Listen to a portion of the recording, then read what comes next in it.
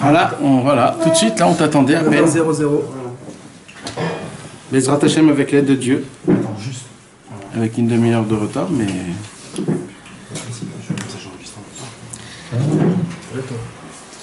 On a le mérite, Baruch Hashem, de parler ce soir encore des contes de Rabbi Nachman de Breslev. On est dans le premier conte, le conte de la princesse disparue. Et la vérité, je vais vous dire la vérité. Pendant toute la semaine, j'ai feuilleté, regardé, prié, demandé,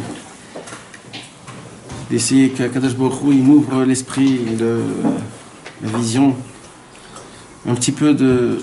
C'est quoi ces histoires-là qu'Akadosh Baruch Hu, il nous ouvre, pas pour mon mérite, pour votre mérite à vous, parce que c'est vous qui vont entendre, et pour les gens qui vont voir après, Bezrat Hashem. Et je me suis consacré énormément dans l'histoire, mais Akadosh Baruch Hu, il m'a fait ouvrir les yeux encore dans la phrase avant.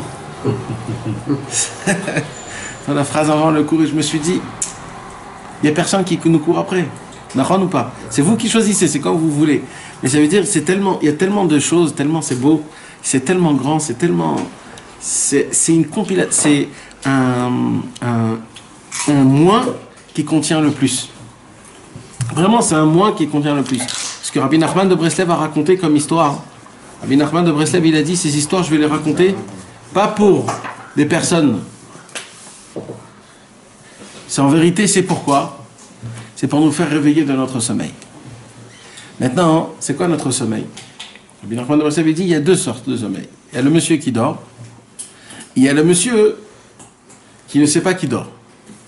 C'est quand tu ne sais pas quand tu dors, quand tu somnobules.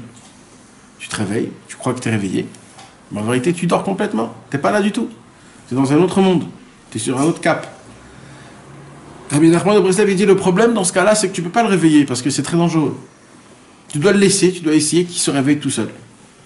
On est dans un cas aujourd'hui, il dit Rabbi Nachman, on est dans un cas, dans ce monde, avec tout ce qui se passe, avec tous les événements, avec toutes les obligations qu'on a aujourd'hui à faire pour le travail, pour la famille, pour la parnassa, pour les éducations des enfants, pour le shalom bayit. Même en vis-à-vis de notre travail, comment s'habiller, comment parler, comment se conduire, on a des sortes d'obligations que ça nous enlève la conscience de pouvoir penser qu'est-ce que vraiment moi, personnellement, dois faire. Personnellement, ce que j'ai envie de faire. Pas ce que je suis obligé de faire. Toujours, on essaye de regarder toujours ce que je suis obligé de faire. Alors, je suis obligé d'aller au travail, je suis obligé d'amener du manger, je suis obligé de faire plaisir à ma femme, je suis obligé d'éduquer. C'est toujours une obligation, chaque chose. On dirait que quand on te pose la question, tu es toujours obligé de faire quelque chose. Mais c'est quand que tu fais quelque chose pour toi-même. Et quand je dis pour toi-même, je ne parle pas d'un kiff, je parle pour le vrai toi-même. C'est-à-dire pour te reconnecter à ta neshama. Pour essayer de te poser la question, c'est qui le vrai moi? C'est quoi le vrai moi? Pourquoi je suis venu ici? C'est quoi qui va me faire vibrer pour Akadosh Baruch Hu? C'est quoi le lien exact que j'ai avec Hachem? C'est quand je prie? C'est quand je dors? C'est quand je mange? C'est quand exactement le lien que j'ai avec Akadosh Baruch Hu? Alors, ça c'est une grande question. Maintenant, comment on fait? Alors on ne sait pas. Alors c'est là où Rabbi Nachman de Breslev il a dit, des fois, il y a des moments où toutes sortes de paroles de Torah ne vont pas t'aider. Elles ne vont pas t'aider. Ne va pas aller chercher des paroles de Torah, ni des cours de Torah, ni rien du tout. Pourquoi? Parce qu'on est tellement endormi que même les paroles de Torah ne peuvent pas faire l'effet sur toi. Parce que presque tu les rejettes, rejettes. C'est comme, Chas v'Shalom, il y a ce qu'on appelle aujourd'hui Aujourd'hui, comme ça ils disent, moi je ne sais pas si c'est vrai maintenant, mais il y a aujourd'hui une catégorie d'enfants qui disent c'est des enfants qui sont mardanim, comme on dit. C'est des gens qui sont... tout ce que tu leur dis, ils vont faire exprès de le faire à l'envers. Pas parce qu'ils veulent t'embêter. Ils sont comme ça, c'est des mardanim. L'esprit contradictoire. Voilà, l'esprit contradictoire. Maintenant, je dis, j'y crois pas dans ça, mais je dis comme les gens ils disent, quoi. Ça veut dire, ça existe chez des gens comme nous, que il y a un moment où t'as beau tout dire des paroles de Torah, tu dis, écoute frère, moi j'en ai assez, j'en ai entendu trop, merci beaucoup, j'ai ma vie à faire, laisse-moi tomber. Rabbeinu, il a dit, ok, c'est vrai que ça existe. Il y a des gens consciemment qui le disent, et il y a des gens qui le disent inconsciemment. Alors Rabbi Nachman de Breslev, il a dit, alors si c'est comme ça, je vais commencer à raconter des histoires. Des histoires, tout le monde aime. Tout le monde aime des histoires. Tout le monde veut entendre des histoires.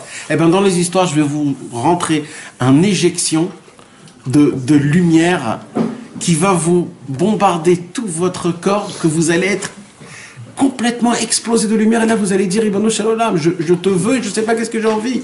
Je veux me rapprocher de toi, je veux être collé à côté de toi, je veux être proche de toi, je veux te reconnaître. Voilà. Alors, Bezrat Hashem, si vous me permettez, je voudrais encore me rester dans la première phrase, parce que il y a tellement de belles choses que c'est dommage que vous ratez ça. Alors, la première phrase, avant que Rabbi Nachman dévoile l'histoire de la princesse disparue, d'abord une chose, mes amis, ça va m'aider énormément. Si vous pourriez, Bezrat Hashem, ceux qui viennent dans les cours, de pouvoir lire déjà le conte. Le premier. Lire la princesse chez vous à la maison, pendant la semaine ou pendant Shabbat, ou comme ça vous savez de quoi on parle et comment ça se passe, etc. Bezrat Hashem, c'est dommage aussi, en plus je voulais apporter des Sipurim Massiot en français pour que tout le monde en a. Tout le monde vous en avez là, ou il y en a qui en manquent des Sipurim Massiot? Ouais, parce que Bezrat Hashem, c'est dommage. En français. Juste d'être au courant déjà de l'histoire, pour que vous puissiez un petit peu comprendre de quoi je vous parle. Bezrat Hashem. Mais moi je veux que déjà la semaine prochaine, ils le sachent, quoi. Ça veut dire, faudrait peut-être l'envoyer sur le groupe. Le compte, je sais pas comment il faudrait faire ça, ou je sais pas. Alors, pour que les gens ils puissent, parce que c'est important. Alors, regardez. Alors, Anna Vehama, Rabbeinu a répondu et a dit, bah derrière, dans le chemin, si parti m'a assez. J'ai raconté une histoire. Chez Kol Mishaya Shoma, que toute personne qui entendait cette histoire, Aya Loirur Tshuva, il avait une pensée de Tetshuva, Vezohi, et voici. Et là, Rabbi Nachman commence à raconter son histoire.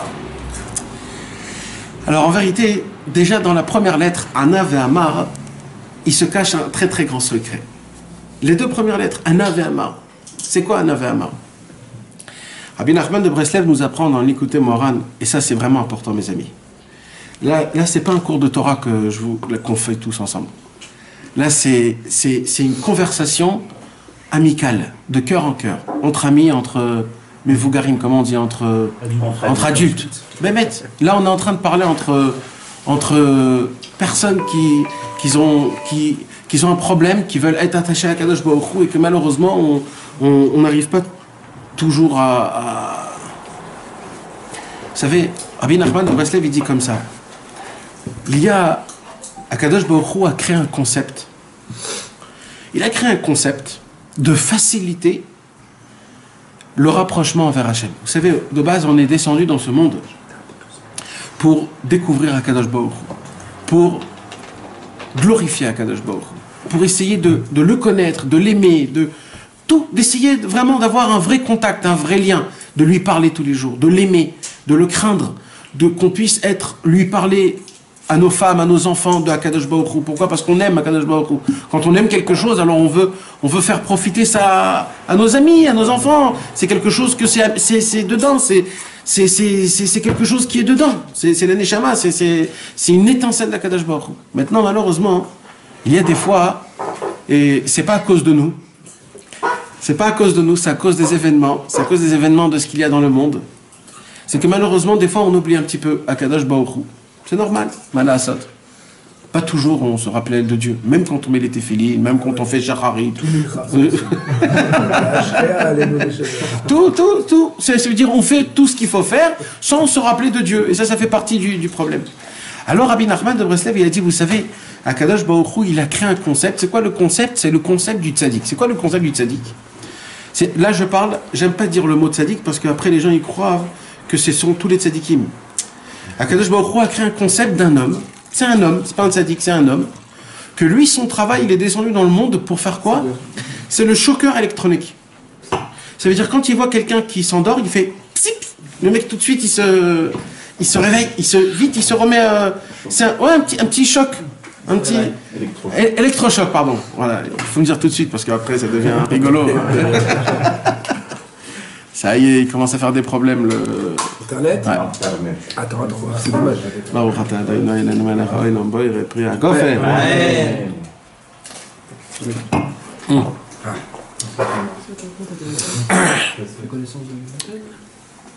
Mais Kitso, non, ça y est, ça se remet.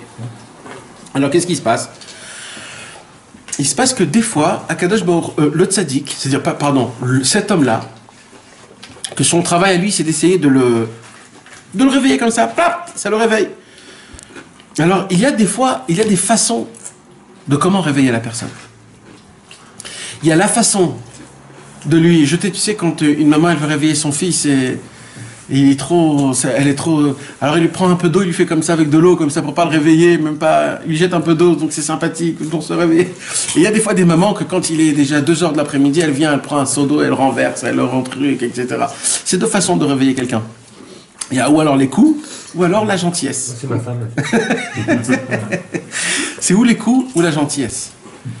Rabbi Nachman de Breslev, il est venu dans le monde, et il a dit, avec les Sipurim Massiot, je vais tous vous réveiller. Et il y a 2 sortes de réveil. Il y a Anna et Ave Amar. Il n'y a pas. Anna, c'est quoi? En Aniya ela milachon tseaka. Malheureusement, des fois, le tzaddik, il est obligé un peu de te secouer. Oh, il te crie, il te fait un truc. Voilà, il te secoue. Il y a un truc qui se passe. Qu'est-ce qui se passe? Pourquoi? Il y a des gens qui ont fait teshuva comment? Par un grand choc.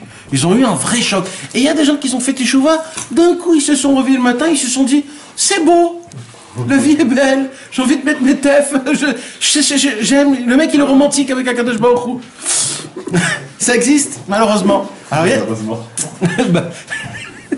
il y a la Anaga de Ana, et il y a la Anaga de Ve'amar. Amira, c'est Raka. C'est Omer, il est gentil, il parle.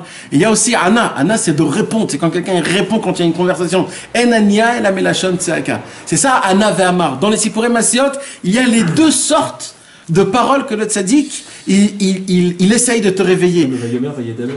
D'une certaine façon. C'est Vayagid. Pas Vayamer, Vayadaver, c'est Vayaged. C'est avant Anna. Anna, il est avant Amar. Ouais. Anna Ve'amar. D'abord, c'est les coups. Ça se met, ça se remet pas. Et ça fait un. C'est comme ça que tu reçois. C'est Minachamaï. Voilà, ça se remet. Non, mais j'ai pas. Ok, voilà, ça. Il y a celui-là au moins. Alors maintenant, qu'est-ce qui se passe? Il se passe que donc dans les Sipurim Massiot, il y a les 2 façons de comment dire les choses. Et bien, on va découvrir, Bezrat Hashem, quand on va commencer un petit peu à rentrer dans les contes, comment c'est spécial, parce qu'on peut lire les choses d'une manière que quand tu mets le ton, c'est une autre histoire complètement. Et il y a une fois où quand tu lis et que le ton il est sympathique, il est gentil, tu racontes comme un enfant, alors c'est une autre version. C'est des variations de comment on choisit les choses. Et Rabbi Nachman de Breslev, il a dit, regardez comment c'est puissant. Quand un homme il veut secouer quelqu'un, quand un rabbin il veut secouer son élève, alors il vient, il lui dit, oh réveille-toi, qu'est-ce qui t'arrive, allez, vas-y, c'est quoi? Alors des fois c'est mal placé, parce que le rabbin il peut pas connaître lui la neshama de tout le monde. Alors des fois c'est très mal placé. Qu'est-ce que t'es en train de me faire là? T'es en train de me tuer? Alors Rabbi Nachman il dit, moi j'ai trouvé le concept, comment vous raconter une histoire, et maintenant l'effet va se faire tout seul, sans rien, c'est juste une histoire. Si vous captez, vous captez. La Neshama elle va capter ce que tu as besoin, et c'est ces petites choses là qui vont te faire. C'est ça, Ana Ve'amar. Il y a les 2 chemins. Il y a le chemin du secouage, et il y a le chemin du caresse, des câlins. Maintenant Baderer, c'est quoi Baderer? Ana Ve'amar Baderer. Dans le chemin, j'ai raconté une histoire. C'est quoi dans le chemin? Alors pareil, j'ai vu aussi une explication qui est fabuleuse. Vous savez que Rabbi Nathan, il a écrit un livre qui s'appelle le Likutei Halachot. C'est quoi le Likutei Halachot? C'est Rabbi Nathan a découvert tous les secrets du Shulchan Aruch. Tous les secrets. Ilchot Nida, Shkamat HaBoker, Tefillin, Birkat HaShachar, Shacharit, Arvit, tous les Chagim, toutes les halachot, Rabbi Nathan, grâce à l'explication de Rabbi Nachman dans le Likutei Moran, il a découvert la racine de la racine de la racine, de la raison pour laquelle il faut mettre les Tefillin, de la raison pour laquelle il faut faire Shabbat, des choses que quand tu te lis, tu dis, oh là là, je savais pas que c'était aussi profond que ça. c'est certain ça, à 1 milliard de pourcents, tamponné sur tampon, que quand un homme il a une faiblesse dans le service divin et qu'il lit ce que Rabbi Nathan il dit dans l'Ikouta Halachot par rapport à sa faiblesse, c'est impossible après qu'il retombe. C'est impossible après qu'il retombe. Quand on lit les Ilchot Shabbat, comment Rabbi Nathan il développe c'est quoi Shabbat dans le l'Ikouta Halachot, après un homme ne peut pas appliquer Shabbat tellement que c'est exceptionnel. Rabbi Nachman il te dévoile, sans te dire c'est très grave, etc. Il te dit c'est quoi Shabbat. C'est quoi Shabbat. Juste le mot Shabbat. C'est quoi le mot Shabbat? Rien que le mot. Il te dévoile des pages et des pages et des pages. Il te fait montrer comment le mot. Et là, tu te dis, oulala, c'est pas juste une shkia, mouktsé, c'est pas juste ça, Shabbat. C'est bien plus que ça. C'est Maneshama qui revient, qui se ressource. C'est le Tov, le Noam Ha'elyon qui descend en bas. Et Rabbi Nathan, il dit une chose que malheureusement beaucoup de gens n'ont pas fréquenté, ces pages-là. Vous savez, c'est quoi ce qu'on ne fréquente pas souvent? C'est les avant-propos des livres. Les Akdamot. T'as beau acheter des livres, toujours tu commences par le livre normal, mais jamais tu lis le préface. Pourquoi? Parce que tu te dis, bon, qu'est-ce qui peut être écrit là-bas, quoi? Ça veut dire, l'essentiel du livre, c'est dedans, c'est pas la préface. Eh bien, la préface de Rabbi Nathan dans l'Ikouta Halachot, elle vaut $1 milliard. $1 milliard.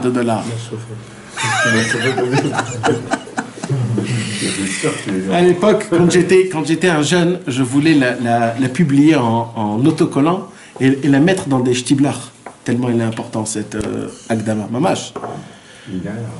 Ouais. C'est juste un mot que je voudrais vous lire. Rabbi Nathan, il dit comme ça. Tout ce que j'ai écrit va fonctionner à une seule condition.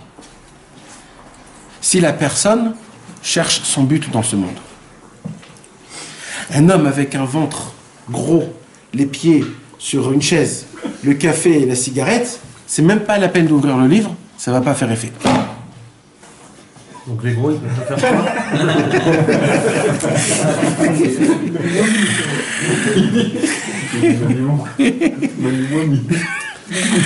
C'est une expression, c'est une expression. Non, c'est pas comme ça, c'est sensibilisé. Donc tous les plus de 100 kilos là. C'est pas le kiffer. Le kiffer, on a le droit de kiffer. C'est celui qui pense pas au tahlit, c'est-à-dire il se pose pas la question Echa nani baolam. Il veut dire un homme qui veut feuilleter un livre, eh ben, ne perds pas ton temps, n'achète pas les gouttes à la pote, mon ami, c'est dommage. C'est trop de tomes, c'est beaucoup d'argent, laisse tomber. Par contre, tu as une question dans ta vie, tu cherches vraiment quelque chose. Même, tu sais même pas ce que tu recherches. Tu cherches un jour. Vous savez, Rabbi Israël Dov Odesser, à l'époque, je vous parle il y a 100 ans, il n'y avait pas de l'Ikouta Halachot à l'époque. Il n'y avait pas de l'Ikouta Halachot. Ils imprimaient ça en Ukraine.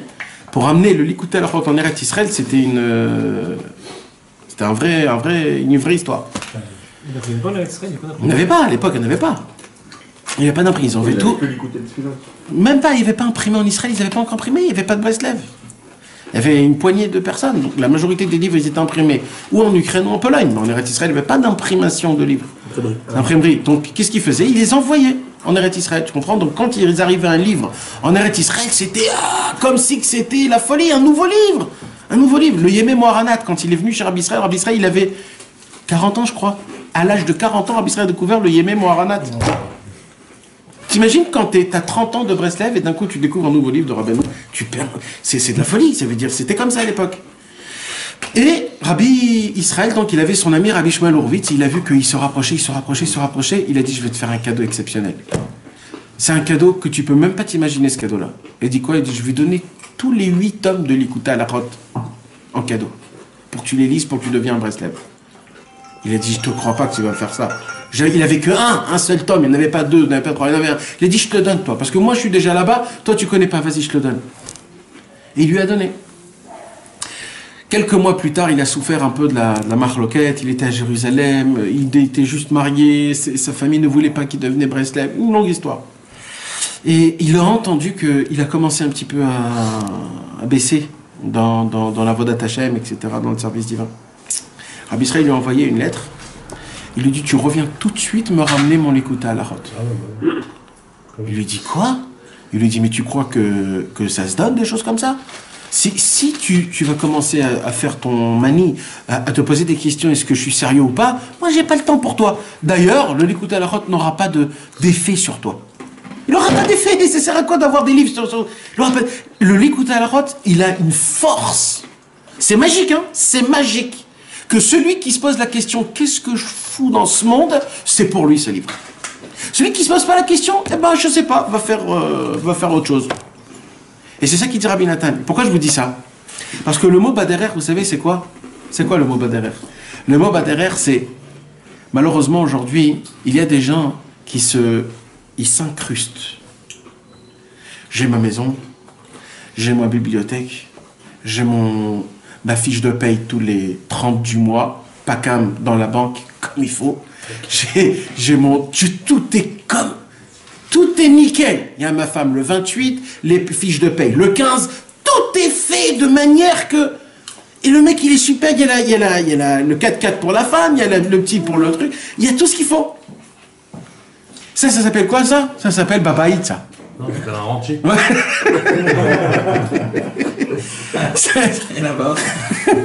Ça s'appelle babaït, c'est pas derrière. Tant qu'un homme, il faut qu'il comprenne que dans ce monde, il est dans le chemin.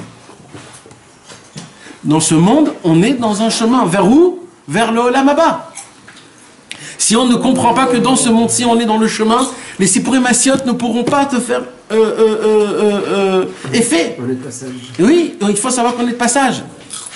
Vous savez que quand le Rav Steinman il est parti de ce monde, le Rav Steinman, alors chez lui à sa maison, il était assis sur une chaise, que quand il est monté en Israël, à l'époque, il ne voulait pas s'asseoir sur une chaise avec un dossier.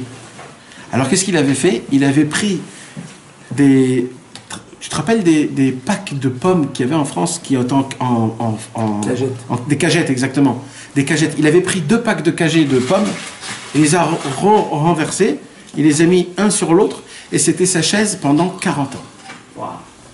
À la fin de sa vie, comme il était fatigué avec son dos, rien que parce que les docteurs lui ont obligé, il a rajouté un tout petit dossier. Mais jusqu'à maintenant, on voit qu'il avait mis...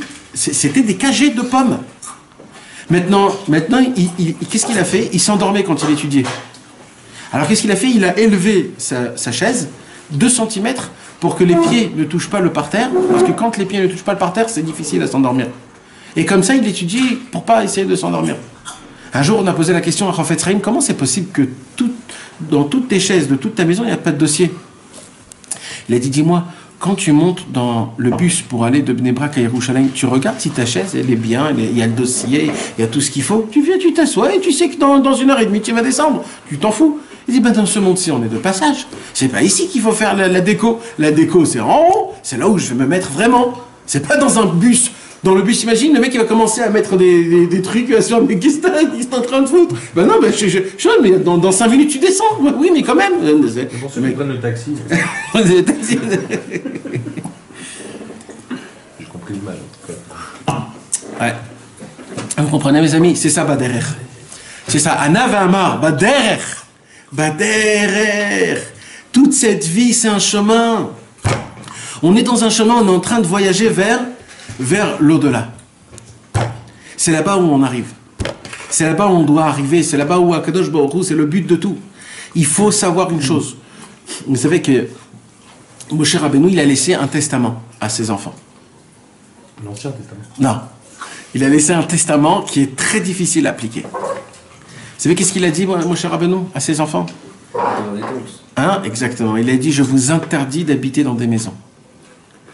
Vous allez habiter que dans des tentes jusqu'à la fin de toutes les générations. Comme ça, il a dit. Pourquoi? Il a dit parce que quand vous allez commencer à chercher des maisons et créer des maisons, vous allez complètement oublier le Olam Haba. Et vous savez pourquoi? C'est ça. Et c'est ça, mes amis, le secret de la mezouza. C'est quoi le secret de la mezouza? Pourquoi on met de la mezouza? La mezouza, c'est la seule condition que tu peux rentrer dans une maison. Parce que ça te rappelle la mezouza que tu es que de passage. C'est pour ça dans tous les passages, tu as une mezouza. Ah, rappelle-toi, je suis de passage. Si tu as une mezouza, on te laisse avoir une maison, faire la déco, etc. On te laisse. Pourquoi? Parce que tu te rappelles que c'est le monde futur. La maison, en fait, c'est pour la femme. C'est pas pour l'homme.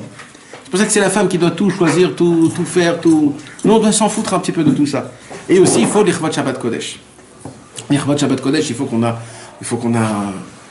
On va appeler ça un petit salon. Un salon sympathique, avec ce qu'il faut pour te sentir avec... Mais là, on est en train de... 2 secondes, ça. On a l'arbre Alors, Ana et Amar, c'est quoi Ana et Amar? Ce sont les deux sortes de langage que le tzaddik, il essaye de nous parler, le langage secouant et le langage gentil. Baderer, c'est quoi Baderer? C'est le sentiment qu'on est obligé de toujours passer dans des chemins et que toute notre vie c'est un chemin et que jamais on est incrusté. C'est quand qu'on sera incrusté Bezrat Hashem, ce sera quand on sera après 120 ans dans Hashem. Baderer, si parti massé. Si parti massé, j'ai raconté une histoire. Ça, c'est le renforcement de tout, mes amis. Écoutez bien ce que je vais vous dire. Rabbi Avram Sternhardt, c'est le petit-fils de Rabbi Nathan, a dit ce chidouche-là qu'on va dire. Si parti massé, ça veut dire quoi? Vous savez, quand un homme, il essaye de servir à Kadosh Baruch Hu, il essaye de se renforcer dans la Torah, dans la Vodat Hashem, il essaye de se renforcer. Il essaye, et il n'arrive pas. Il essaye de faire des choses, etc. Et ça ne fonctionne pas. Il n'a pas le cœur, il n'a pas les sentiments, il n'a pas l'envie, il n'a pas... Ça n'arrive pas, il n'arrive pas. Ou alors, des fois, ça prend quelques jours, après il retombe de ça. Et malheureusement, ça ne fonctionne pas. Et il a beau essayer de prier, il a beau essayer de faire plein de choses, de voir des rabbanim, d'étudier des livres, d'appliquer des conseils que les tzadikim lui ont donnés. Et en appliquant tous les conseils, ça ne fonctionne pas quand même. Et comment c'est possible que encore et encore je retombe, et encore j'essaye, je n'arrive pas à avancer, et encore. Comment c'est possible des choses comme ça? Je ne comprends pas quoi, les tzadikim n'ont pas vu. Il dit Rabbi Nachman de Breslev, et là, le Yetzer Hara, qu'est-ce qu'il te dit? Il te dit, il n'y a que toi qui passes des choses comme ça. Il n'y a personne d'autre qui peut souffrir comme toi. C'est impossible. C'est impossible que les gens ils souffrent comme toi. Tu essayes de faire Shabbat, tu essayes... Mais les gens, ils font déjà Shabbat. Il y a des fois des choses qui arrivent, une personne, quand ils n'arrivent pas, par exemple, à mettre les téphilines. Ou alors, chas v'shalom, quand un homme, il a des mauvaises pensées dans sa tête. Il pense à des femmes, il pense à l'argent, il pense à faire des choses pas bien. Il dit, mais comment c'est possible que j'ai des choses comme ça dans ma tête? Comment je suis un animal autant comme ça? Comment c'est possible? Qu'est-ce qui m'arrive? Comment ça peut arriver des choses comme ça?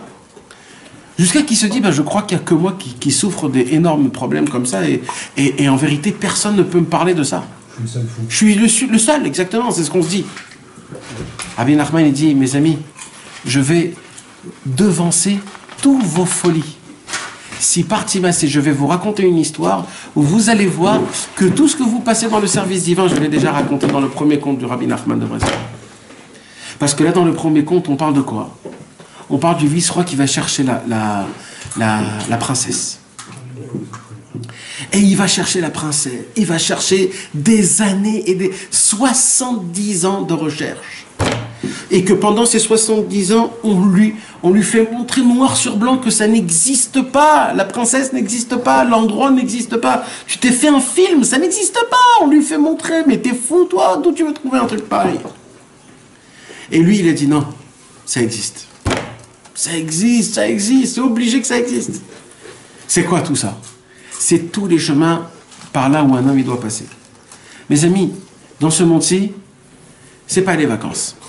Ceux qui vont vous dire que c'est les vacances, ce sont des menteurs. Sachez une chose, ce monde-ci, c'est pas aussi une guerre, mais c'est un travail. C'est un travail de recherche. C'est un travail de têtu. D'être des têtes de mule. De tenir quelque chose. Vous savez, Rabbi Nachman de Breslev, Rabbi Nathan au tout début, quand il était encore pas attaché à Rabbi Nachman, il y a une très très belle histoire de Rabbi Nathan, c'est quoi? C'est que Rabbi Nathan, il était rapproché de plusieurs de tzadikim. Et partout là où il était, c'était exceptionnel. Mais il se disait, il manque quelque chose. Vous savez, il était chez Rabbi Zusha. Rabbi Zusha, le frère de Rabbi Elimelech de Ligez. Vous savez, c'était qui Rabbi Zusha, mes amis? C'était une boule de feu. C'était une boule de feu, mais une vraie boule de feu, hein. Une vraie boule de feu. Le mec, il était enflammé matin jusqu'au soir. Il ne pouvait pas dormir. C'était du feu, du vrai feu. Il était tout rouge tout le temps. C'était du feu. Le mec, c'était du feu brûlant. Rabbi Nathan était son élève. Comment tu te dis qu'il manque encore quelque chose? Mais aujourd'hui, tu me fais montrer Rabbi Zoucha, on fond, tous on fond, comme des, je ne sais pas quoi. On fond. Pourquoi ils sont avec les Mataï? Mais ma taille. Un jour, Rabbi Zoucha, il ne pouvait pas étudier, vous savez. Parce que dès qu'il prononçait un seul mot de Torah, c'était trop de lumière. C'était trop de lumière. Alors, le grand Talmid Racham, Talmid du Baal Shem Tov, il s'appelait Rabbi Shmuel Kedoni Kleshburg. Il lui dit, Rabbi Zoucha, je m'excuse, mais il faut que tu commences à te mettre à l'étude de la Torah. Alors il dit, ok, alors je veux que ce soit vous qui m'apprenne. Alors il dit, ok, alors on va commencer dès le matin, on va commencer dès le Masechet Brachot. Alors il dit, maintenant on commence Masechet Brachot, et comment c'est écrit, Me'ematai, Korin, Etchma, Bervi, dit Me'ematai. Lui, rien qui dit Me'ematai, il commence à crier, il dit, Reb Zoucha, tiens-toi. Il se tient de toutes ses forces, il lui dit, bon, c'est quoi Me'ematai? Alors il explique, Me'ematai, ça veut dire, depuis quand on va commencer à lire le schéma le soir? Alors Rabbi Zoucha, il dit, qui t'a dit que c'est ça le pshat? Peut-être Me'ematai, c'est l'un du mot Me'emat Yud. De la crainte de Dieu. Quand on a la crainte de Dieu, on lit le Kriyat Shema. Rabbi Shmuel dit, tu sais quoi? Alors vas-y, continue, parce que là, on pourra pas. Et c'était ça, c'était des gens comme ça. C'était des gens de... Et Rabbi Nathan, c'était l'élève de Rabbi Zoucha. Et qu'est-ce qu'il dit Rabbi Nathan? Il dit Rabbi Nathan, c'était exceptionnel.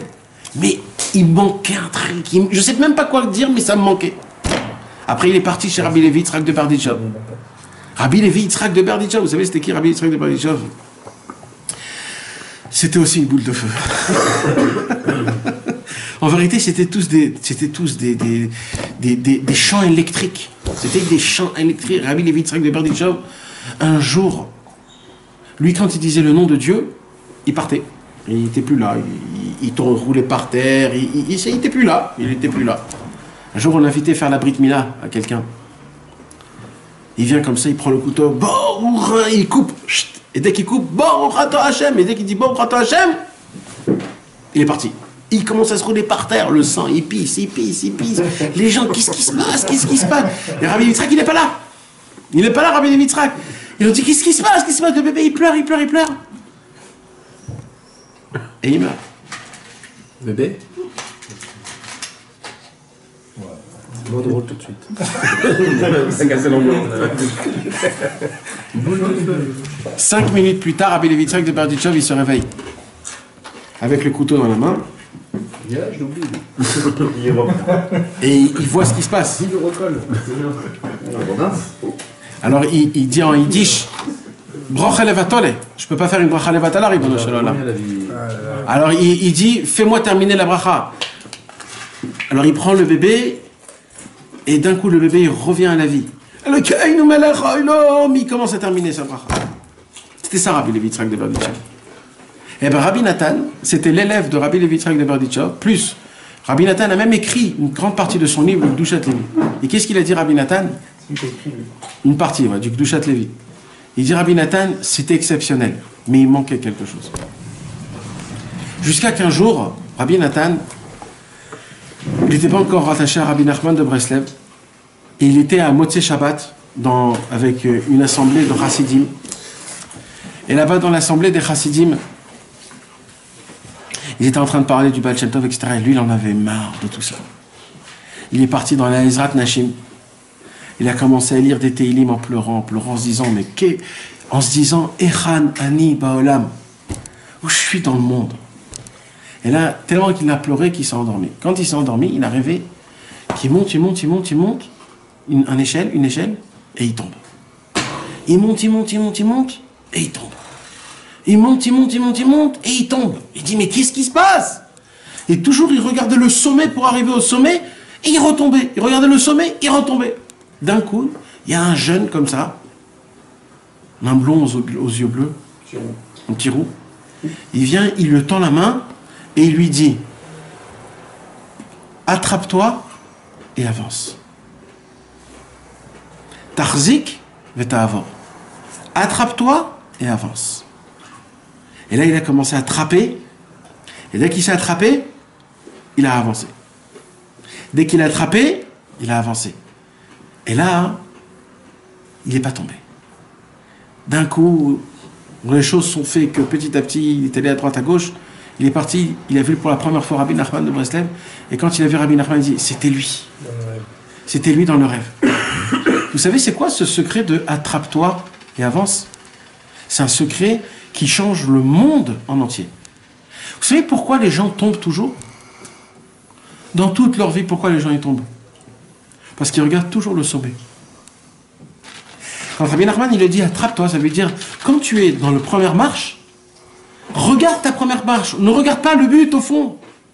Regarde là où tu es, contente-toi de là où tu es. Après, si tu veux avancer, tu avances. Mais pour l'instant, tu es là. Le problème du monde, c'est que tu regardes le plus haut des niveaux. Alors, quand tu regardes le plus haut des niveaux, mais tu vas arriver dans le plus haut niveau. Alors, tu vas retomber. Rabbi Nachman, il dit, laisse tomber, il n'y a pas de haut niveau.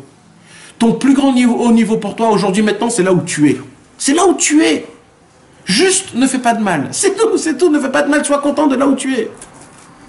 Et il dit Rabbi Nachman de Breslev, dans cette histoire que je vais raconter dans La Princesse disparue, là, il y a tous les empêchements qu'un homme il peut avoir pour être empêché pour servir à Kadosh Baruch Hu.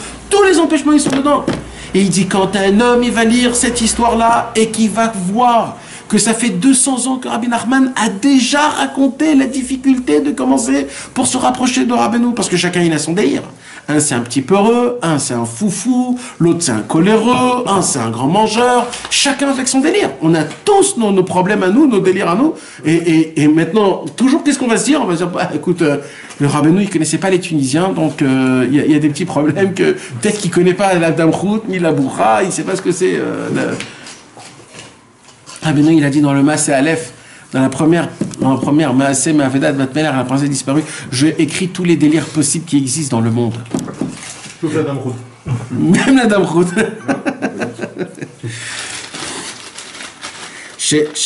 Si parti Maaseh, j'ai raconté déjà ton histoire. C'est votre histoire, il dit Rabbi Nachman. C'est d'ailleurs la raison pour laquelle la fin, il n'y a pas de fin dans la première histoire. Pourquoi? Parce que c'est toi qui vas la faire la fin. C'est toi qui vas l'écrire. C'est ton histoire. En vérité, je raconte ton histoire. D'après ce qu'on a dit jeudi soir, Jonathan, que en vérité, on doit venir chez le tzaddik pour que lui nous raconte notre histoire à nous. Parce que nous tous, on est inclus dans le tzaddik. C'est le tzaddik qui nous fait faire dévoiler qui on est vraiment. C'est grâce en lisant, si parti massé, ne vous inquiétez pas. Tout ce que vous passez, tous les plus grands tzaddikim, ils ont déjà passé dessus.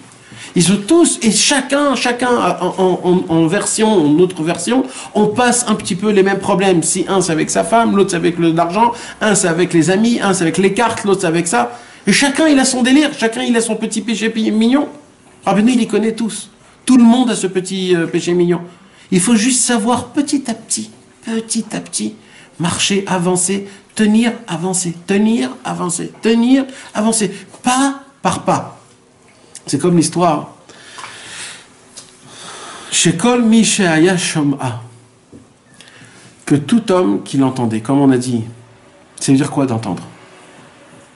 Ayalo irur tshuva. Ça veut dire quoi d'entendre? D'entendre, c'est que quand tu vois, quand tu regardes ce qu'il y a ici, tu essayes d'entendre la personne qui te parle. Parce qu'il y a deux façons de comment voir un livre. Il y a d'ouvrir un livre et d'essayer de regarder le message et d'apprendre le message, qu'est-ce qui te dit la personne. Mais il y a un deuxième livre. Il y a une autre façon de regarder un livre, c'est quoi? C'est que quand tu ouvres le livre, là il y a un lien personnel. C'est quoi le lien personnel? C'est que le tzaddik lui-même, il te parle à toi personnellement. C'est-à-dire que tu le prends comme si c'est une lettre d'amour qui t'a écrit à toi-même. Ça, l'effet, il est beaucoup plus fort. Là, il dit Rabbi Nachman, moi je veux que vous l'entendez d'une manière que c'est moi qui vous la raconte. Parce que quand vous allez voir, quand c'est moi qui la raconte, l'effet il va être beaucoup plus fort. C'est pas juste un conte de Rabbi Nachman, je lis un petit conte, j'ai rien compris, mais ça fait rien, je lis. Non! Il faut que tu te mets dans ta tête que c'est Rabbi Nachman qui raconte ton histoire, c'est ton histoire, là il va te raconter ton histoire à toi. Alors, si vous allez le lire de cette manière-là, vous allez avoir de la teshuva, c'est comme ça que vous allez découvrir la teshuva. C'est comme le schéma Israël. Exact. Vezohi, c'est quoi Vezohi? Ton histoire, c'est l'histoire, ça. Vezohi, c'est ton histoire, c'est l'histoire, ça. Donc ça, c'était le petit commencement de la première phrase. Et Bezrat Hashem, on va commencer à avancer. Alors je me suis beaucoup cassé la tête. Par quelle version je vais... parce qu'il y a plusieurs versions.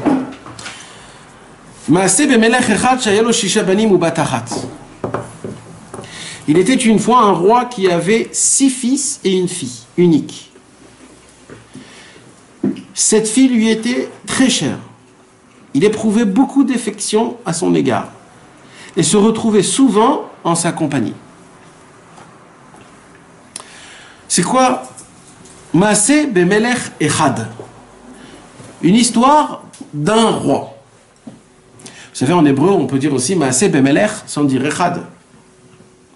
Maaseh Bemelech, Shayalo Shisha Banim ou Batachat. C'est pas le roi.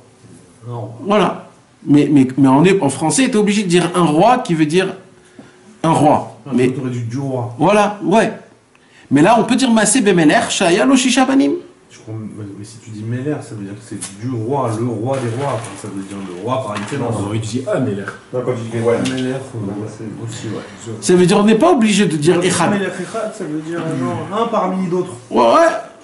Mais, Enfin, je sais pas, c'est comme ça que je l'entends après. ouais, mais comme dans les contes de Rabbi Nachman, chaque mot est pesé au millimètre, donc il faudrait déjà comprendre c'est quoi Maaseh Bemelech Echad. Maintenant, c'est quoi qu'il avait 6 enfants et une fille? Ce roi-là, il avait 6 enfants et une fille. Une fille unique. 6 garçons, pardon. Echad, c'est Dieu en fait. Parce que... On peut dire aussi, on peut dire plein de choses. Echad, quoi. Ouais, Nachon, c'est vrai, c'est vrai. Maintenant, il avait 6 garçons et une fille unique. C'est quoi 6 garçons? C'est quoi une fille? Et il dit, Rabbi Nachman, cette fille-là, elle était très chère aux yeux de ce roi, et il s'amusait avec elle tout le temps. Il l'adorait. C'était sa préférée.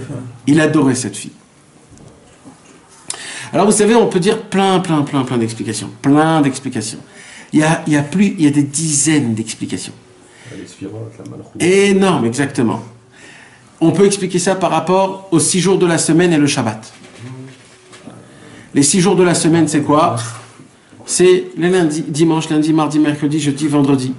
Mais c'est quoi le plus important pour Hachem? C'était le Shabbat. C'était le Shabbat. Et on peut expliquer tout le conte, par rapport aux 6 jours de la semaine et le Shabbat.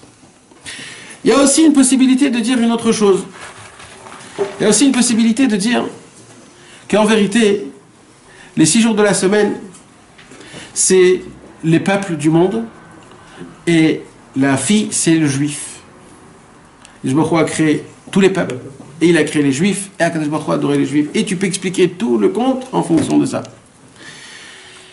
Il y a des gens qui ont essayé d'expliquer aussi en fonction de la neshama d'un homme que des fois, malheureusement, il y a le corps et l'âme. Et Akadosh Baruch Hu a créé le corps et Akadosh Baruch Hu a créé l'âme.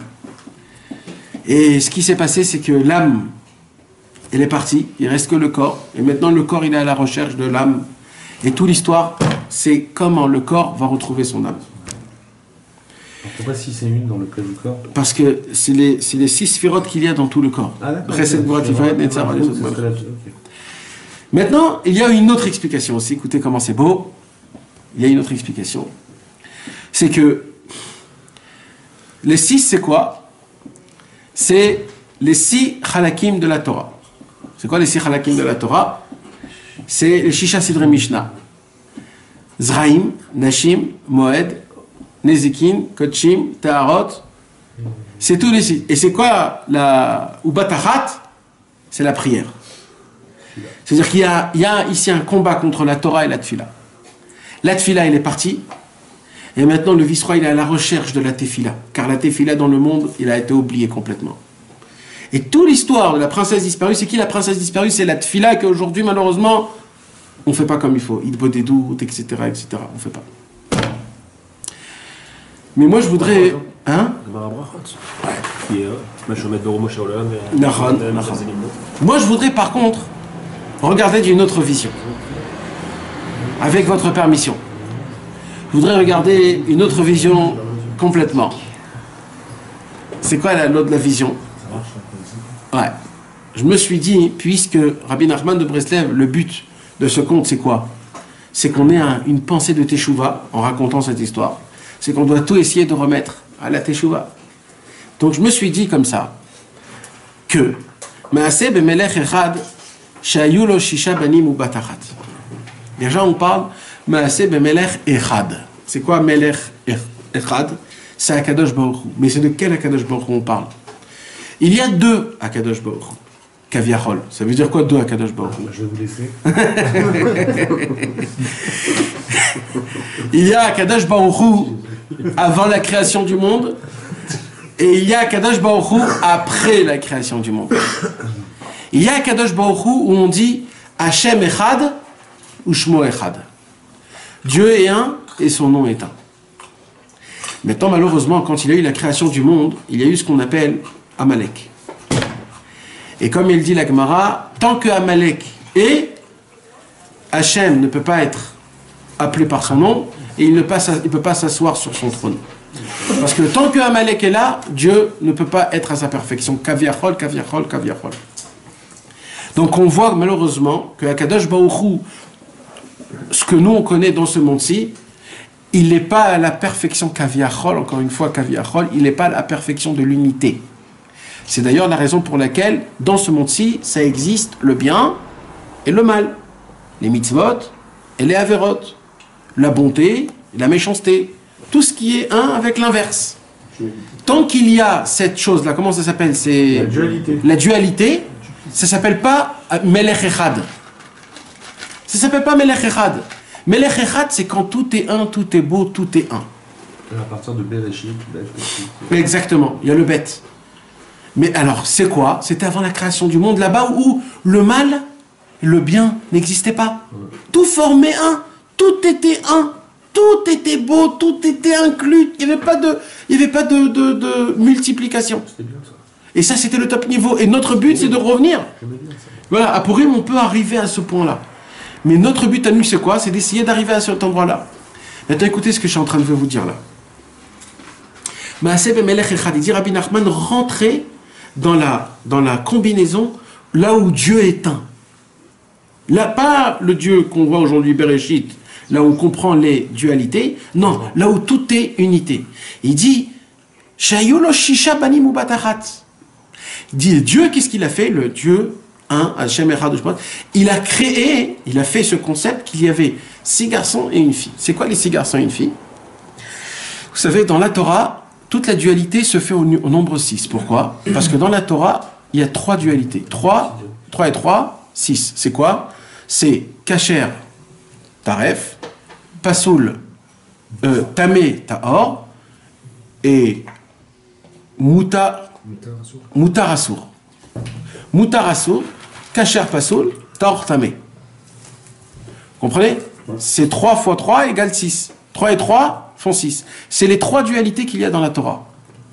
C'est ça la Torah. C'est-à-dire le monde en entier, il est dans ces choses-là.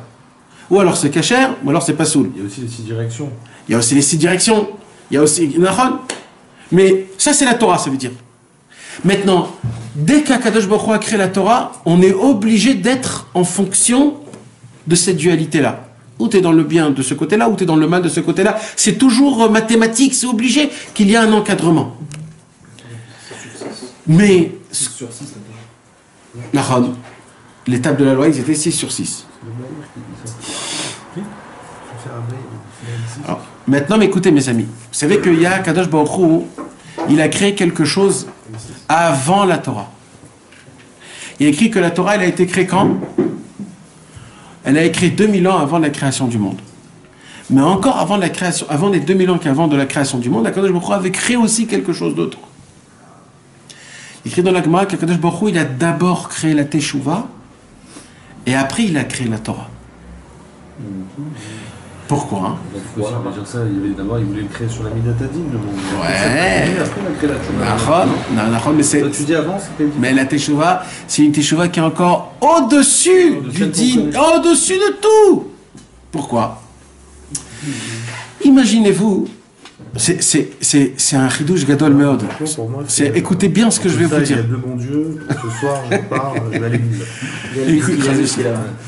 Écoutez bien ce que je vais vous dire, mes amis, comment c'est exceptionnel. Merci.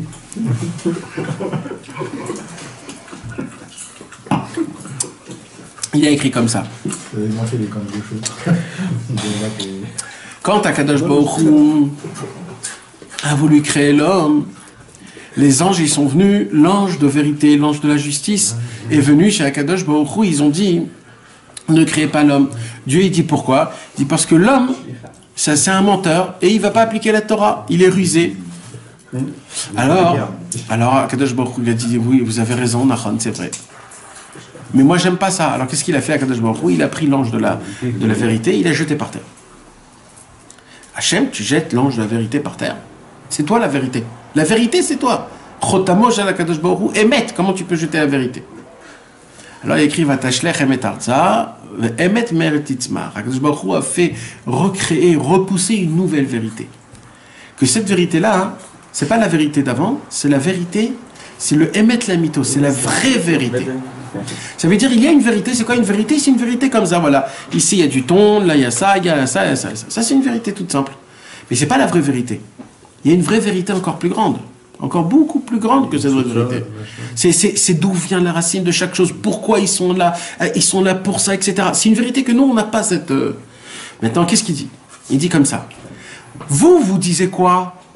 Vous disiez de ne pas créer l'homme. Pourquoi? Parce que c'est un fauteur. Vous avez raison. Mais ce que vous ne savez pas, c'est que moi, j'ai créé la Teshuvah avant la Torah. Que même s'ils font Teshuvah, ils sont reçus. Ça, c'est le Emet, la Mito. Donc, vous voyez jusqu'à quelque part, mais vous voyez pas plus loin qu'il y a la Teshuvah, que grâce à la Teshuvah, je peux les pardonner, et grâce à ça, ils peuvent devenir encore plus grands. Vous n'avez pas vu ça. Moi, j'ai créé la Teshuvah bien avant. Maintenant, la question, c'est pourquoi Dieu a créé la Teshuvah avant la Torah? Sinon, ça tenait pas, alors. Parce que si la Teshuvah, elle était après la Torah, il y aurait des règles dans la Teshuvah. Le fait est que la Teshuvah a été créée avant la Torah, il n'y a plus de règles. Maintenant, écoutez mes amis sur Chidouche. Béhémet, en vérité, il y a des règles dans la Teshuvah. D'ailleurs, il y a Ilchot Teshuvah dans le Rambam, dans le Shulchan Aruch, dans tout ce que vous voulez. Mais celle qu'on connaît, nous. Exactement. Et mes amis, la Teshuvah avant la Torah, pas beaucoup de gens la connaissent. Pas beaucoup de gens la connaissent. On appelle Reishut Deloï Tzala, ça, je crois même. Reishut Deloï Tzala, c'est quelque chose ça nous dépasse de notre cerveau. On la connaît pas. Je t'expliquerai quand tu seras plus grand. Et toute la Teshuvah aujourd'hui, mes amis, c'est quoi? C'est une Teshuvah qui est encadrée. Je vais vous donner un petit exemple. Un jour, j'ai entendu ça d'une personne que ça lui concernait, à Ouman, un monsieur qui était avec des péotes, etc.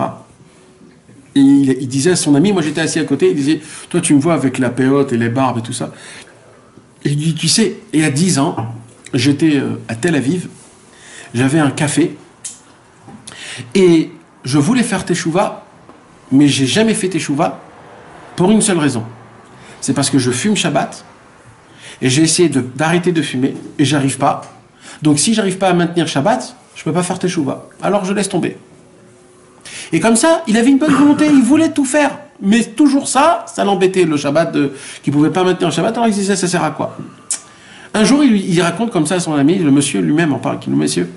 Il dit, un jour, il y a un Breslev qui est venu, et il lui a dit une parole, il lui a dit, entre 2 cigarettes, garde Shabbat.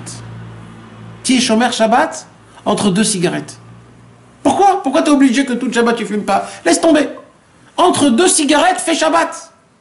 Après, tu vas refumer, ok? Dès que tu l'éteins, refais Shabbat. Il a dit, ça m'a ouvert une nouvelle perception de voir les choses. Ça s'appelle la Teshuvah au-dessus de la Torah. Parce que niveau Torah, ce qu'il lui a dit, c'est 0. Parce qu'il n'a pas fait Shabbat. Ça ne peut pas faire Shabbat, ça. Mais ça, c'est une Teshuvah qui est au-dessus de la Torah. Qui dépasse les règles de la Torah. Parce que c'est vrai que oui, il n'a pas fait Shabbat. Mais ça va l'emmener à faire Shabbat. Parce qu'aujourd'hui, il est comment? Il est avec Barpeot, il est tout Shomer Shabbat. Il a compris qu'en vérité, c'est pas aussi dur. Et qu'il y a une possibilité, oui, d'être Shomer Shabbat entre 2 cigarettes. Quand un homme, Chas v'Shalom, il se voit, il est complètement... il garde pas ses yeux, il garde pas sa pensée, Chas v'Shalom. Alors il se dit, écoute, moi je peux pas, c'est trop fort, c'est plus fort que moi, etc. Quand on lui dit, écoute mon frère, entre 2 visions, entre 2 pensées, sois un homme kadosh. Sois un homme kadosh. T'as pas fait Sharit Mincha vite. Fais Chatzot. Où il est le lien entre les deux? Fais-les, c'est une prière, Mabaya. Ta journée elle est complètement ratée. Va au mikvé, qu'est-ce que tu t'en fous? Garde, c'est des cadeaux que tu prends. Vole. Sois un tzaddik entre deux avérotes. Ça, c'est la teshuva qui est au-dessus de la Torah. Cette teshuva-là, malheureusement, pour la connaître, c'est que les tzadikim les plus grands au monde qui sont passés par des endroits pareils, qu'ils ont la possibilité de nous dire c'est quoi cette teshuva. Parce que tu ne vas pas entendre ça d'un très très grand tzadik. C'est pas écrit dans les livres, ça. Parce qu'on n'a pas le droit d'écrire ça dans les livres. Parce que après les gens ils vont dire ah bah c'est très sympathique, on va fumer Shabbat, on va faire entre deux. T'as pas le droit, c'est très délicat ça. Il faut que le tzaddik il connaisse la personne, qu'il connaisse le monsieur, qu'il essaie de lui parler, de lui renforcer. C'est très délicat. Ça, c'est ça la fille. Les 6 garçons, c'est les mesures de ce monti. Comme tu as dit, les 6 coins du monde. C'est-à-dire, c'est le kasher, pasoul, moutar, assour, c'est tous ces inyanim-là. Mais par contre, il y avait une fille. C'est quoi la fille? La fille, c'est la bina. Bina, c'est la femme. Bina, c'est la teshuva. C'est la teshuva. Kadosh Baruch Hu, qu'est-ce qu'il a écrit? Regardez ce qu'il a écrit. Vaya mechabeva beyoter. Kadosh Baruch Hu, il adorait cette fille. Il adorait cette teshuva parce qu'il savait que la teshuva, c'est le seul endroit pour, malgré tout ce que je peux faire, je peux toujours arriver vers Hachem. Maintenant, de quelle teshuva? Alors, écoutez bien, mes amis. J'ai cherché dans tout le Likutei Moharan une manière où il y a écrit Vaya mechabeva beyoter, vaya meshashea imameod. Dans tout le Likutei Moharan, j'ai cherché ce langage-là. Il a écrit une seule fois sur une seule chose. Cette phrase entière. Cette phrase-là. Mechabeva beyoter, meshashea imameod. Mechabev, meshashea. Amuser et aimer et jouer. Ouais. C'est quoi? C'est dans la Torah 30. Rabbi Nachman de Breslev, il dit comme ça. Sur l'argent? Non. Sur les séharot, sur le cheveu. C'est quoi le cheveu? Il dit comme ça, Rabbi Nachman. Écoutez comment c'est beau. Moshe Rabbeinu est monté dans le ciel, il a fait faire descendre la Torah. Il vient faire descendre la Torah. Dès qu'il fait faire descendre la Torah, Dieu il lui dit descends. Il descend et qu'est-ce qu'il voit? Le peuple qui fait le veau d'or. Il voit ça, il prend les tables de la loi, il les jette. Il descend, il fait un balagan, il remonte chez Hachem, Akadosh Baruch Hu, je sais pas quoi te dire, etc. À la fin du compte, Akadosh Baruch Hu dit bon vas-y, prépare-toi une deuxième fois 40 jours et vas-y, je te les redonne. Après qu'il est descendu en bas, il a purifié le peuple, il y a eu des morts, etc. Un traloued énorme. Il est remonté, mon cher Rabbeinu, 40 jours, il se prépare. Chodesh Elul, Yom Kippour, le top du top. Il vient, Kadosh Baruch Hu lui donne les tables de la loi. Mon cher Rabbeinu dit, je ne veux pas. Je ne veux pas les tables de la loi. Yom Kippour. Ouais. Hachem lui dit, attends, je ne comprends pas. Tu peux pas me dire non. Ça veut dire, t'es pas... Elle lui dit, Hachem, j'ai une question. Non, il lui a dit, mais si maintenant ils vont refaire encore une fois, ça va se répéter. Je vais encore redescendre, je vais encore me casser la tête, tu vas encore me faire bouder, tu vas encore tout faire, tout ça. Alors écoute-moi bien, Ribono Shel Olam, tu veux me donner l'étape de la loi? Donne-moi quelque chose que, dans tous les cas, s'ils referont, toujours la Torah Israël. Et là, il y a écrit comme ça dans le Midrash. Idgala Akadosh Baruch Hu kezaken malé rachamim. Akadosh Baruch Hu, il s'est dévoilé comme un vieux rempli de miséricorde, avec un talit sur lui. Comme ça, il y a écrit un talit sur lui, et en lui montrant les tzitzit. Rabbi Nathan, il pose la question, c'est quoi un vieux malé rachamim rempli de miséricorde en lui montrant un tzitzit? C'est quoi? Et là, il lui a dévoilé les 13 attributs de miséricorde. C'est quoi ça? Vous savez, c'est quoi les 13 attributs de miséricorde? Il dit le Zohar HaKadosh dans Hidra Rabbah, c'est les 13 points de la barbe qu'il y a ici. C'est ça la Rachamim. Hashem, Hashem, El Rachum, Vechanun, Ere Rapaim. En vérité, HaKadosh Baruch Hu lui a dévoilé un secret. C'est quoi le secret? Le secret du cheveu. Il y a un secret que même le Hari HaKadosh n'a pas dévoilé, ce secret. Sod HaSeharot. Le secret, parce que le Hari HaKadosh, il a dévoilé jusqu'à le Metzar, jusqu'à le front. Mais puisque le front, il n'a pas dévoilé dans la Hidra Rabbah. Il n'a pas dévoilé les cheveux. Tellement c'est un secret énorme. Il n'a pas dévoilé. Même le Zohar HaKadosh, dans Hidra Rabbah, il dit, c'est des secrets qu'on ne peut même pas dire. Le Hari HaKadosh, il dit, je ne peux pas vous dévoiler, je peux tout vous dévoiler, sauf les cheveux. Le secret des cheveux. Rabbi Nathan, il dit, vous voulez savoir c'est quoi le secret des cheveux? Le secret des cheveux, c'est aussi simple, vous allez dire, mais non, ça se peut pas, mais non, ça se peut pas. Eh ben oui. C'est le secret de la Teshuva, Binaïla, la Teshuva, Bina, c'est quoi? HaKadosh Baruch Hu, il dit, tout votre problème, c'est quoi? C'est que vous ne considérez pas de bouger d'un seul cheveu du mal au bien. C'est ça le secret du cheveu. que vous bougez du mal au bien d'un cheveu, d'une épaisseur d'un cheveu. Le problème, c'est que nous, on veut que nos mouvements, ça soit des extrêmes. J'arrête complètement. Ça y est. Non, mon frère, contente-toi d'une seconde que tu n'as pas fait un péché. Non, mais c'est pas juste ça. C'est de faire une séouda, parce qu'aujourd'hui, au lieu que j'ai fait une avéra 5 minutes, je l'ai fait 4 minutes. Ouais, ça a vraiment donné de l'importance voilà. à la chose. Mamash. Mais mamash. Parce que c'est quoi le secret? C'est ça qu'il lui a dévoilé à Hachem. Hachem, il lui a dit quoi? Hachem, il lui a dit, si le peuple juif vont se contenter de bouger du mal au bien d'un seul cheveu, eh ben ça sera bien pour moi. C'est ça pour moi. Hein? J'ai tué personne aujourd'hui. Voilà. Mais il faut être vraiment...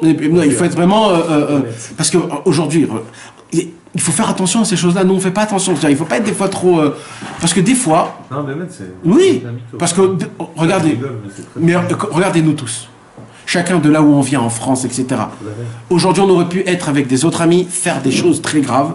Va savoir. Et Baruch Hashem, je suis en Israël, je suis marié, j'ai des enfants, je fais Shabbat. C'est quoi? C'est Stam? C'est Stam, Mehmet? Je vous demande la question, est-ce que c'est Stam? Des fois, nous, on pleure parce que nos enfants, ils ne sont pas comme ça. Mais oh frère, rappelle-toi où tu devais être. Tu devais être en France, tes enfants, ils devaient jouer avec des Arabes. Et là, tu es en Israël, c'est soit gentil. On oublie, mais bataille. Pensez aux amis marocains.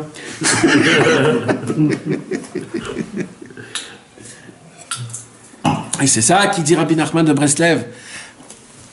Un seul cheveu, c'est ça le secret du cheveu. Le secret du cheveu, c'est que c'est ça, Vaya Mechabeva. Et là-bas, il y a écrit dans le Likutei Moharan, le cheveu, celui qui vit dans ça, c'est le secret de la Tshuva Bina Ilaha, que Akadosh Baruch Hu Mechabev ou Mishtashea Meod Meod. Mot à mot, dans ça. Le seul endroit dans l'Likutei Moharan, c'est ça. C'est-à-dire quoi? C'est de quelle Teshuvah on parle? On parle de la Teshuvah quand un homme, pas il pleure et il fait, parce que de pleurer, de faire comme ça c'est la Teshuvah dans les barrières de la Torah, après la Torah. Parce que même il faut pleurer, il faut demander pardon. Oui, ça il faut le faire. Mais sache une chose, qu'il y a aussi une deuxième sorte de Teshuvah. C'est quoi la deuxième sorte de Teshuvah? C'est de se contenter. Oh mon Dieu, qu'est-ce que je suis content que j'ai fait moins de mal qu'hier aujourd'hui. Qu'est-ce que je suis content, mon Dieu. Merci beaucoup. Je fais Teshuvah, c'est ma Teshuvah, ça. Akadosh Baruch Hu, il dit, oh là là, ce que j'adore ça. Maintenant, c'est quoi tout notre problème? Tout notre problème, c'est quoi? Un jour, j'étais dans Yom. C'est quoi un Yom? Yom, c'est la journée. La journée, c'est quoi? C'est quand tout va bien, le soleil, c'est éclairci, c'est là, c'est... Donc, j'avais une journée d'Avodat Hashem. J'avais une journée où tout a bien marché. Kaviachol, j'avais pas besoin de cette chouva-là, parce que ça y est, j'ai avancé. Venasse Brogazalea. Akadosh Baruch Hu dit, ah, tu te la pètes. Tu t'as fait Chatzot, Mikvé, Rashi Rabbeinu Tam, t'as étudié, etc. Alors maintenant, t'as plus besoin de la tchouva binaïla. Akadosh Baruch Hu dit, t'as pas honte? Venasse Brogazalea. Ah, moi je vais t'éduquer. Que le mal t'emporte. Veut dire quoi que le mal t'emporte? Parce que c'est que de là-bas que tu peux vivre et retrouver Akadosh Baruch Hu et te dire Baruch Hashem, merci mon Dieu que j'ai une kippa sur ma tête. Balaïla al-Kha le-Khedra, la nuit il est parti dans le chemin. C'est quoi Balaïla la nuit? C'est quand ça va pas bien. C'est quoi la Cheder? Cheder Gimatria Rebi. La nuit elle va chez qui? Chez le Rebbe. Elle va chez le Rebbe. Uba Boker, lo yadou echani.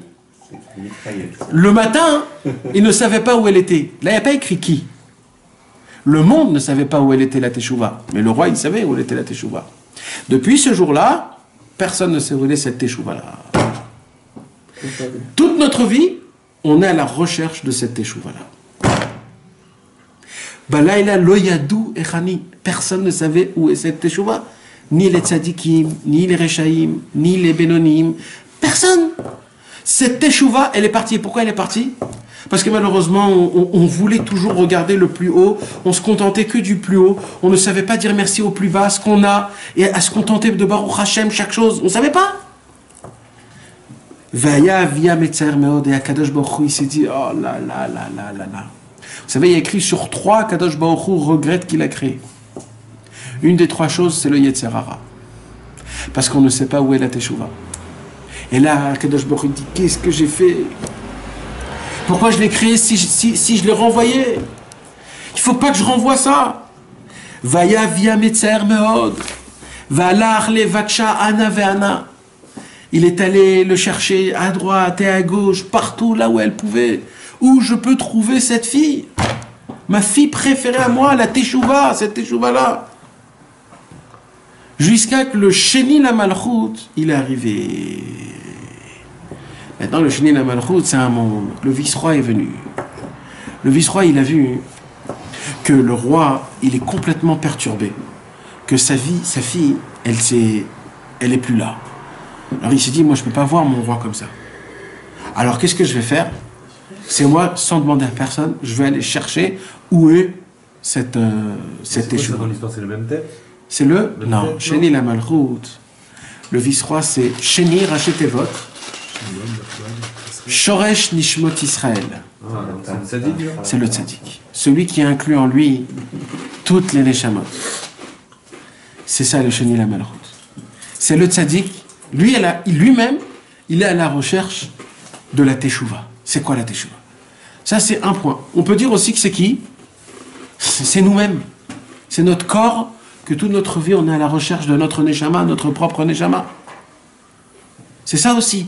On est en train de chercher. Le tzaddik qui fait cette recherche pour nous. Parce que le tzaddik, il sait que si on ne va pas découvrir c'est quoi la Teshuvah, alors ça va être très grave. Lui, il veut faire rentrer dans le monde la notion que oui, c'est possible. C'est possible de se contenter avec des petites choses qu'on a, des petites choses qu'on fait, ça suffit largement. Mais malheureusement quoi? Malheureusement non. On veut se contenter de combien de dapim de Gemara t'as terminé aujourd'hui, de comment tu as fait ça comme ça, et comment tu as fait ça comme ça. Mais laisse tomber mon frère. Vous savez que, Chas v'Shalom, la raison pour laquelle on n'arrive pas à éduquer nos enfants, c'est parce qu'on se conduit de la même manière avec nos enfants. On veut que nos enfants ils soient au top, et comme on regarde trop haut, on ne fait pas attention de l'effort qu'ils font, et on est mézelzel, comment on dit? On dénigre, on néglige les pas énormes qu'ils font tous les jours, parce qu'on regarde le pas d'où ils arrivaient, et là les enfants ils disent, mais attends, je comprends pas, mais on voit pas là ce que je suis en train de faire. Comment? C'est difficile pour moi de garder ma chemise propre et de dire merci et de dire au revoir et de ne pas dire de gros mots. Toutes mes copines, ils disent des gros mots. Et mon père, il s'en fout. Lui, il veut que je sois la princesse d'Israël. Alors quoi? Et c'est ça. Et comme ça, nous, on se regarde et comme ça, on regarde nos femmes. On veut toujours que nos femmes, ça soit la plus belle, que ça soit la plus intelligente, que ce soit la plus... Yo, mais qu'est-ce qui vous arrive, les gars? Regarde, essaye de voir un petit peu le bien qui se passe partout. Le bien, mamache, le tout petit peu. Remercier Akadosh Baruch Hu qu'il n'y a pas des situations pareilles ou des situations pareilles. C'est ça, Vaya Mechabeva, c'est ça la fille qu'Akadosh Baruch Hu il adore, c'est la tchouva, il a. C'est comment Akadosh Baruch Hu il t'aime, qu'Akadosh Baruch Hu son amour ne dépend pas en fonction de comment tu agis. Akadosh Baruch Hu il t'aime sans aucune condition.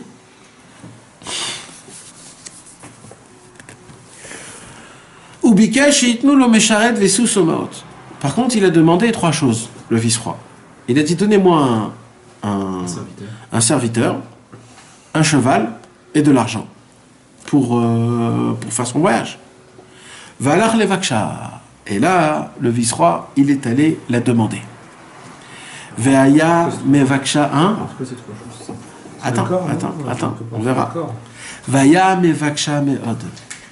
Et il était après sa recherche énormément. Ne croyez pas, mes amis, que quand on cherche quelque chose et qu'on a essayé, après on laisse tomber. Toute notre vie, on est en mode recherche. Toute notre vie. Vous savez, il y a écrit, Rabbeinu Bechaye, il dit, dans un livre, Kadakemar, il dit, vous savez pourquoi on vit toute une vie? Pour un seul moment. Pour un seul moment. Quoi? Quelques minutes avant de mourir, il y a écrit que la femme du Satan vient, elle te met le couteau devant ta gorge et elle te dit Tirfor Belo Israël. Comment on dit? Renie le Dieu d'Israël. Et Rabbeinu Bechaye il dit toute ta vie tu t'es préparé pour ce moment-là. Parce que si Chas v'Shalom tu flanches dans ce moment-là même, tout t'a foutu en l'air. C'est pour ça que c'est très important de venir 10 personnes et de crier Shema Israël avant que quelqu'un y meure. Pourquoi? Pour l'aider, pour pas qu'il tombe dans ça. Et il doit dire Shema Israël, Hashem Elokeinu Hashem Echad. Maintenant, il dit Rabbeinu Bechaye, c'est quoi? À chaque fois qu'il y a un problème dans ta vie, et que tu te dis, oh là là, c'est pourquoi ça s'est passé, etc., et que tu attaches pas ça à Kadosh Baruch Hu, t'as flanché, frère. T'as flanché. Tu t'as pas compris encore que tout c'est Hachem. Comment tu vas faire à la fin de ta vie? C'est ça qu'il faut se... Donc tu t'imagines qu'il te dit qu'en vérité, toute ta vie, en fait, c'est pas maintenant. C'est juste pour ces 5 minutes avant de mourir pour voir comment tu vas tenir. Donc en fait, toute ta vie, tu es en mode de recherche.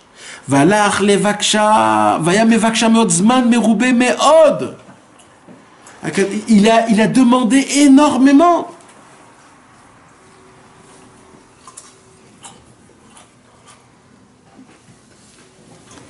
Vaya me vaksha meod zman meroube meod.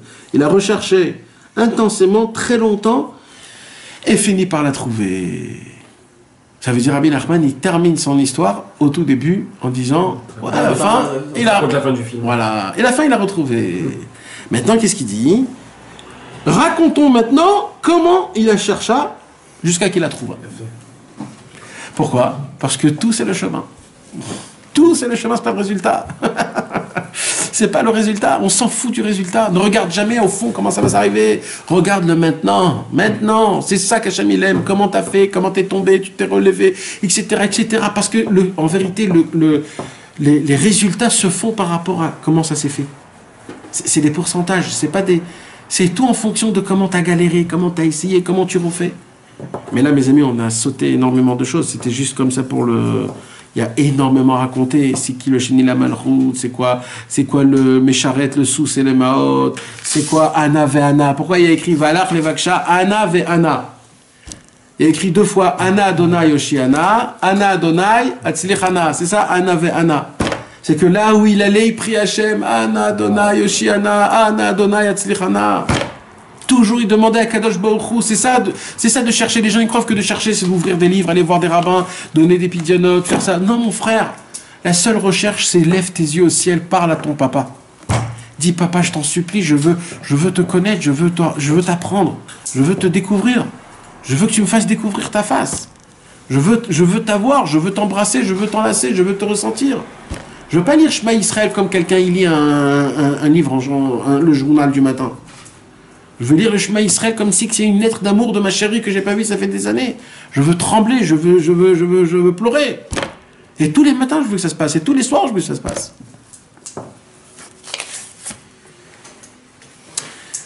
Mais voilà, c'était juste un petit commencement pour essayer de rentrer un petit peu. Mais ça me ferait plaisir si vous aurez un petit peu lu le conte, pour qu'on puisse après Bezrat Hashem avancer et dire plein de belles choses. Parce que des fois, les choses se disent un petit peu vers la fin, on revient, etc., etc., etc. Baruch Hashem qu'on a commencé et qu'on parle que tout le Inyan c'est la Teshuvah, de découvrir c'est quoi la Teshuvah. C'est pour cela qu'il y a beaucoup de gens qui n'aiment pas trop Breslev. Pourquoi? Parce qu'ils disent ouais mais vous parlez des choses qui sont trop élevées, vous dites des choses que on n'a jamais vu écrit nulle part. Bah oui, malheureusement, parce que ça c'est la Teshuvah avant la Torah. Vous avez tous raison. Parce que tout ce que vous parlez en bas de la Torah. C'est vrai, c'est Emet. C'est Emet, vous parlez en bas de la Torah. Mais il y a une Teshuvah qui est au-dessus de la Torah. C'est au-dessus de toutes les règles, au-dessus de tout ce que vous croyez. Et ça, vous ne connaissez pas, les gars. Pour ça, il faut monter dans la Bina Imaïla. Il faut monter dans la maman, dans la Bina. Une maman, quand elle nettoie son fils, pour elle ne nettoie pas de la caca. Elle nettoie rien, en fait. Elle fait rien. Pour elle, c'est rien. Nous, hein, à peine on sent, on dit, oh là là, vas-y, vite, occupe-toi. Pour elle, ça sent bon. Ça sent bon. C'est ça une maman. C'est comme ça qu'il nous aime à Kadosh Baruch Hu. La tchouva, c'est de découvrir combien Kadosh Baruch Hu il nous aime et qu'on peut se rapprocher de lui comme ça, juste en vouloir, c'est tout. Blanche. Khazak.